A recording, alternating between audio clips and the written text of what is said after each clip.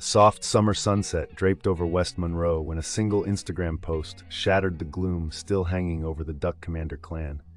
"Over the moon to announce another grandbaby on the way," Jessica Robertson typed, pairing the words with an ultrasound that looked almost luminous against her feed's dark background.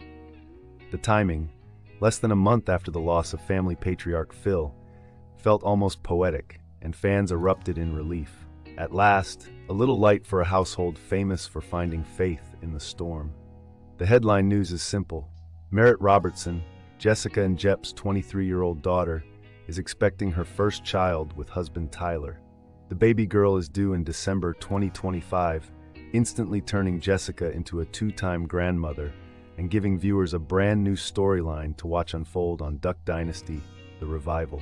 Within minutes of the announcement, comments flooded in. One follower called it the best news all day, while another sighed, finally something sweet in this crazy world.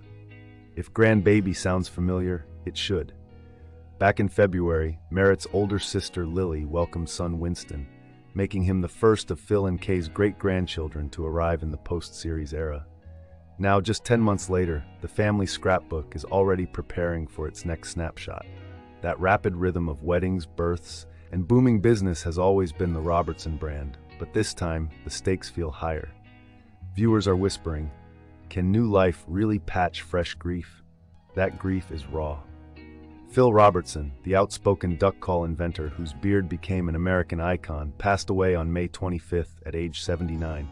An official obituary called it a life well lived, yet insiders confirm he'd battled Alzheimer's for several years. His death closed a chapter that began long before cable cameras ever rolled, but it also forced the show's revival to rewrite itself on the fly, moving from reunion comedy to real-time memorial.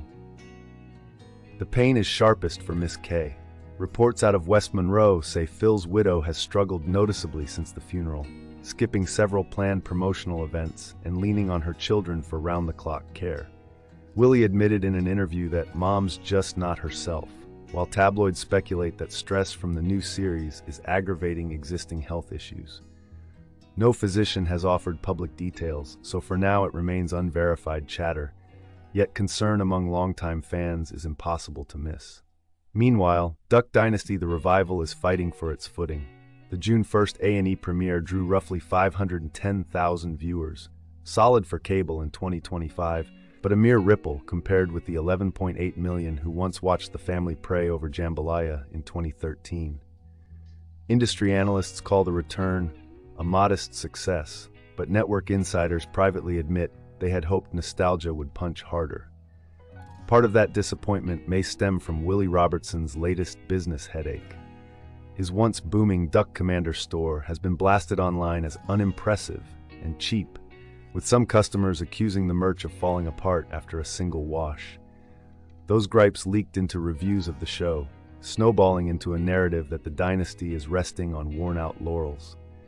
Willie, edging toward semi-retirement, says he's searching for a successor, another sign the torch is ready to pass. That torch might land in Merritt's hands sooner than anyone guessed. She and Tyler, high school sweethearts who married in 2022, have kept a low profile compared with their flashier cousins, skipping most red carpet events and focusing on local youth ministry work.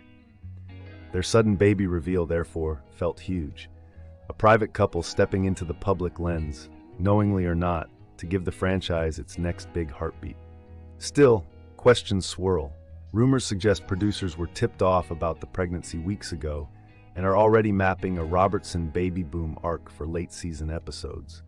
Others claim there's tension inside the edit bay over how much sorrow to show, in contrast with the sweet expectancy. No one from A&E will go on record, so for now it's just chatter, but fans are already placing bets in comment threads. Even casual observers know controversy finds the Robertsons like a duck call finds mallards. Phil's past remarks on social issues once triggered a broadcast suspension. Now, detractors argue the revival is sanitizing his legacy too aggressively. Supporters, however, point out that grief is messy and that the family deserves space to honor their dad without a cultural boxing match where the truth lands will likely depend on how the next episodes balance candor with comfort. From a business perspective, a December baby is marketing gold. Holiday-themed gender reveal clips, ornament-ready ultrasound prints, limited edition onesies sporting tiny camo beards. The merchandising angles write themselves. If the series greenlights a live-stream birth special, ratings could easily spike past the premiere. Behind the scenes, management teams are already courting sponsors in baby gear and outdoor family crossovers. Yet amidst the branding brainstorm, Kay's frail silhouette looms. Family insiders whisper that Merritt wants her grandmother front and center at the baby shower, but only on good days. Viewers may soon witness a poignant collision. A generation entering the world while its great-grandmother fights to remain in it. That kind of emotional whiplash can either enthrall an audience or fracture it. So what does this tiny unborn girl mean for America's most famous camo-clad clan? On one level, she is hope incarnate, proof that life keeps marching even when beloved patriarchs cannot. On another, she is a plot device, one that could jolt a lukewarm reboot into cultural relevance again. Whether she heals old wounds or spotlights new ones will depend on how the Robertsons and their network partners wield her story. For now, fans are choosing joy.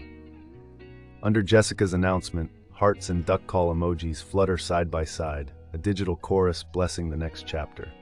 The coming months promise baby name debates, nursery paint vlogs, and maybe a few on-camera tears from Miss K.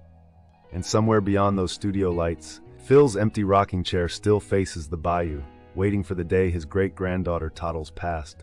Tiny, unstoppable proof that the dynasty, for all its struggles, is far from finished.